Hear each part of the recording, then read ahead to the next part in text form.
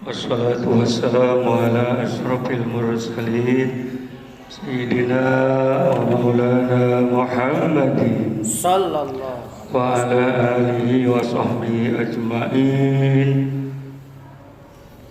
Rabbi israh li sadri wa yassir li amri wahlul 'uqdatam min lisani yafqahu qawli, amma ba'd. Keluarga besar pesantren Al-Manhajari yang Abi sayangi, para kepala sekolah, para komandan yang hadir, yang Abi cintai. Pesantren itu kalau ingin maju, laksanakan rukun-rukunnya. Di antara rukun pesantren kalau pengen maju yaitu wajib sholat berjamaah. Jadi kajian kita hari ini sholat berjamaah. Kajiannya nih, salah satu rukun pondok pesantren adalah sholat baik santrinya ataupun pimpinan dan gurunya. Jadi kalau enggak mau berjamaah, bukan pondok namanya. Jadi kajian kita pagi ini adalah pentingnya sholat berjamaah.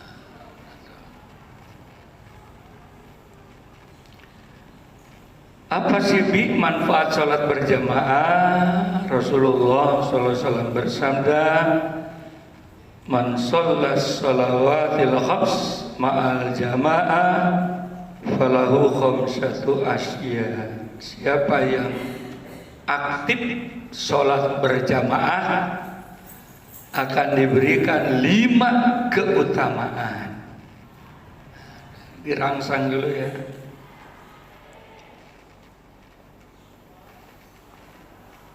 Jadi ada 5 keutamaan bagi yang aktif sholat berjamaah. Yang pertama, al-awwal la yusibahu faqran fid dunya. Dijamin hidup tidak akan melarat waktu di dunia. Apalagi sholat subuh berjamaah. Orang terkaya di sisi Allah adalah orang yang rajin sholat berjamaah. Subuh aja subuh, raqatul fajri khairun minad dunya wa ma fiha. 2 rakaat sebelum subuh tuh 3 menit yang dibaca qul ya maqulu. 2 rakaat sebelum subuh itu lebih hebat daripada dunia dan seisinya. Punya duit 10 triliun di sisi Allah kalah oleh orang yang 2 rakaat kerjakan sebelum subuh. Nabi nggak pernah bohong. Anda ada seorang Islam rajin sholat berjamaah hidupnya melarat, menderita. Jamaah. Bahkan la sholata li jaril masjid ila fil, tidak diterima sholat umatku ada di pesantren tapi sholat sendiri enggak diterima. Makanya pesantren yang maju-maju begitu azan langsung direkturnya, kepala sekolahnya, OB-nya semua preh jamaah berkah pesantren. Nah, Rasulullah bersabda begini, ada sahabat Nabi Umi Mahtum, kan enggak ngelihat tuh. Ya Rasul, saya kalau subuh nggak bisa ke masjid, rumah saya jauh, lagi banyak binatang buas, saya takut. Saya minta di rumah aja ya Rasul kalau subuh. Buta nih sahabat Nabi ini buta. Kata Nabi, tapi ada ngedengar, komat ngedengar, walaupun buta. Kalau ada ngedengar wajib. Bahkan Rasulullah Man shalla subha ma'al jamaah ka sholatil laili kullu. Siapa umatku sholat subuh berjamaah karena sibuklah 5 menit, itu sama dengan sholat 1 malam suntuk. Masya Allah. Mana ada yang kuat sholat 1 malam? Cukup sholat subuh berjamaah. Rasulullah bersabda, kalau seandainya umatku mengetahui hebatnya sholat berjamaah subuh, mereka akan datang walau habwan, walaupun kakinya lumpuh, gempor, kencing manis, mau mati, merangkak datang ke masjid.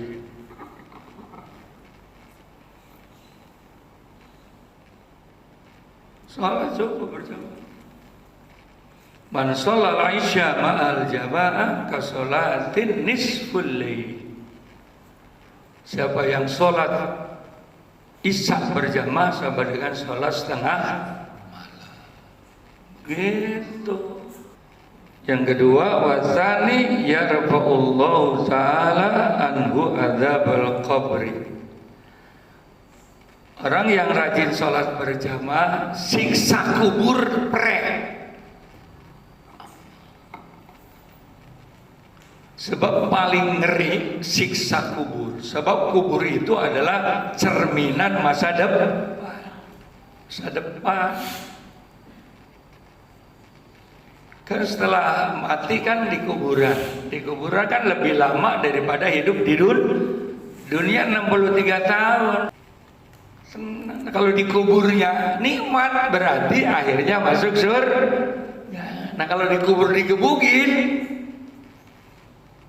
babak belur di sana. Jadi ukuran masa depan adalah kuburan miliaran tahun. Habis kuburan hari kiamat, matahari di atas kepala kita. Wah, triliunan tahun. Udah gitu padang mahsyar, alam mauquf, 5 alam lagi namanya yaumul hisab, pertanyaan. Itu kuncinya di dunia ini. Dunia darul amal, wal akhirah darul jazaa. Dunia ini tempat bikin amal. Kuburan tinggal nerima hasil kerjaan kita di dunia. Nah, udah mati mah boro-boro ngaji begini, baca Allah aja sekali kagak boleh. Makanya Nabi Musa pernah nanya, ya Allah, saya ngiri banget sama orang yang hidup. Ada waktu sholat enggak sholat, ada waktu ngaji enggak ngaji. Sedangkan aku di kuburan boro-boro sholat, dikir aja udah enggak boleh. Nah yang ketiga, wasalis yu'ta kitabahu biyamini. Yang ketiga, insya Allah karena rajin sholat berjamaah akan nerima catatan kitab dari tangan kanan. Dijamin masuk surga.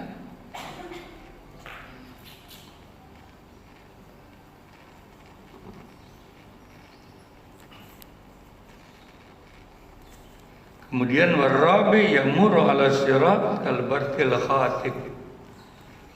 Manfaat sholat berjamaah adalah nyebrang siratal mustaqim seperti kilat yang menyambar. Set, udah sampai.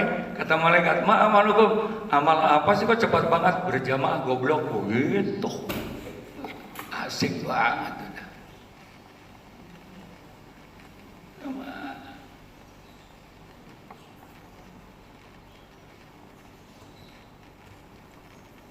Rajin, yang rajin.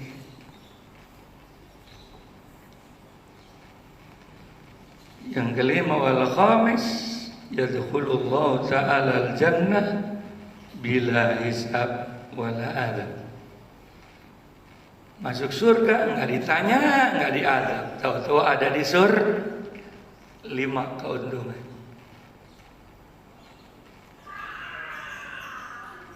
Amalkan, amalkan. Amalkan ya. Mudah-mudahan kita dapat mengamalkannya. Amin.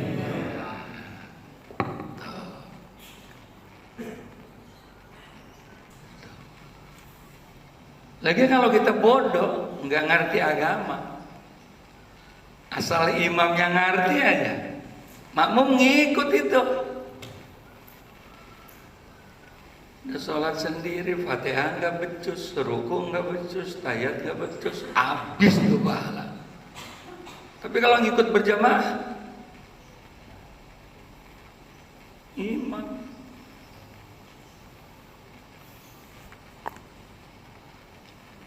kita amalkan, insyaallah barokah. Amin.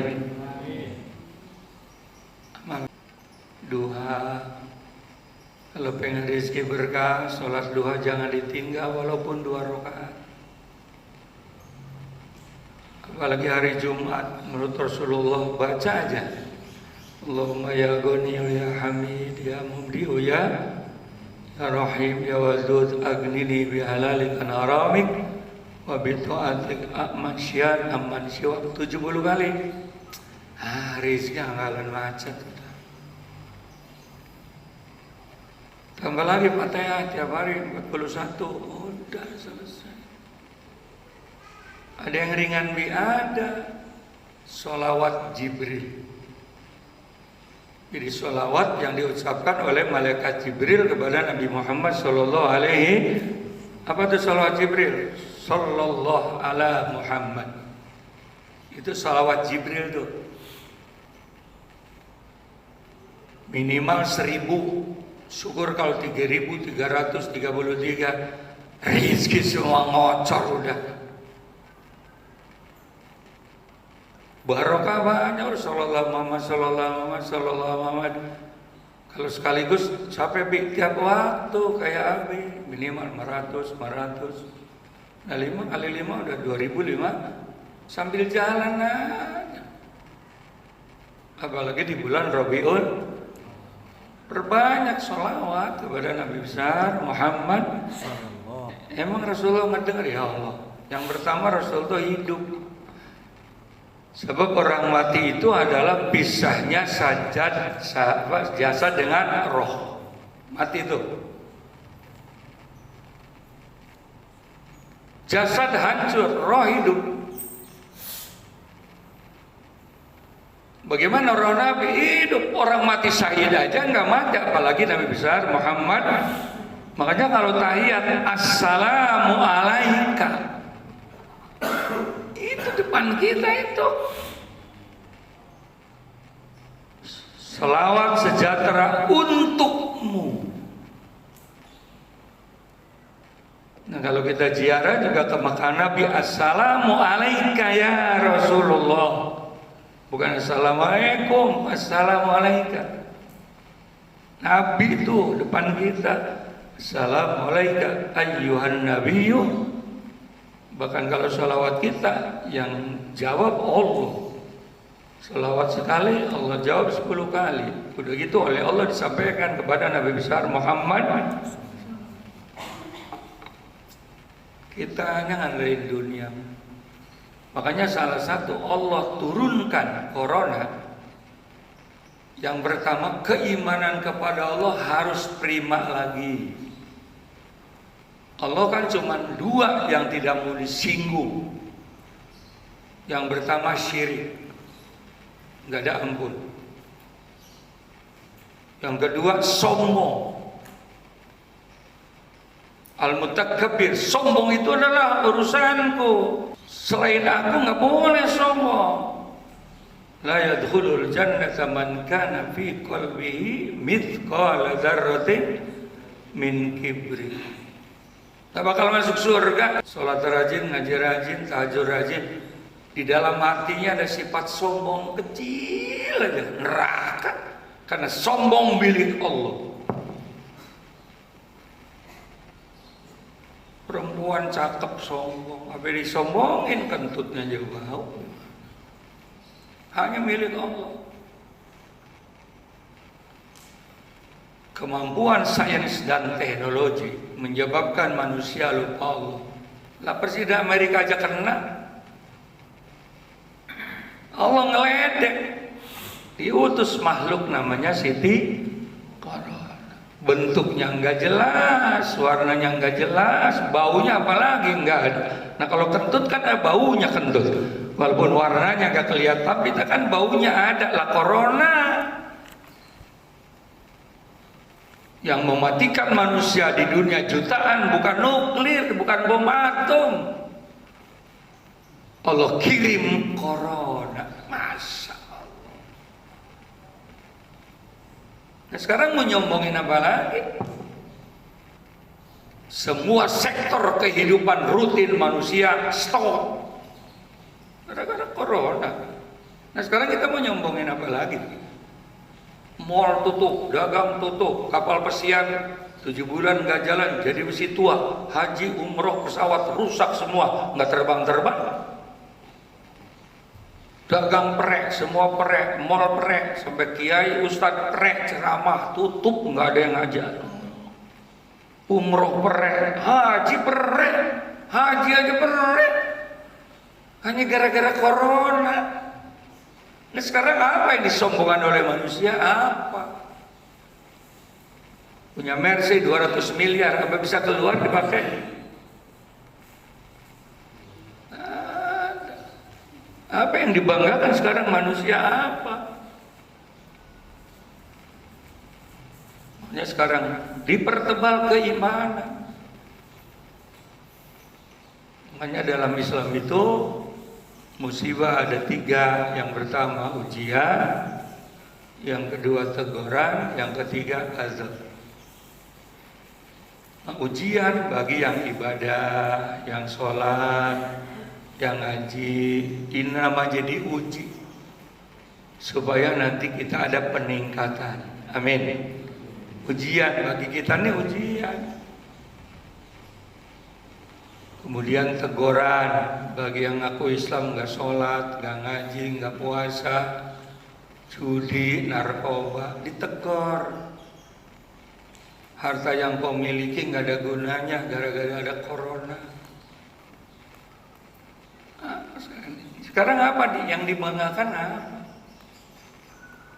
Harta yang dibanggakan nggak bisa dipakai. Tobat setelah iman kuat, perbanyak tobat. Banyakin istighfar.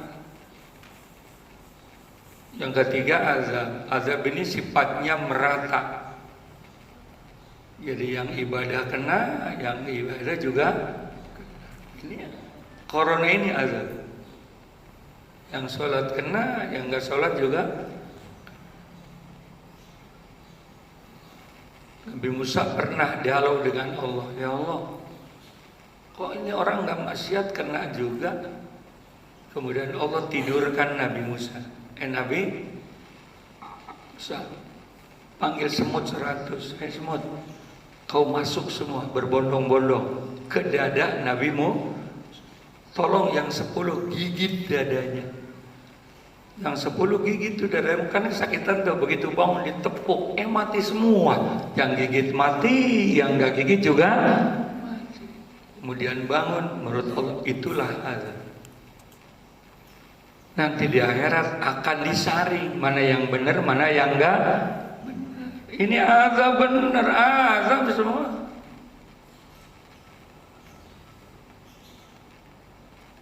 Perbanyak istighfar. Setelah iman kuat, istighfar. Yang ketiga, laksanakan apa-apa yang diperintah oleh Allah dan Rasul, baru selesai. Itu ya, jadi 5 amalkan dulu, mulai hari ini praktekkan. Insya Allah sukses. Al-Fatihah.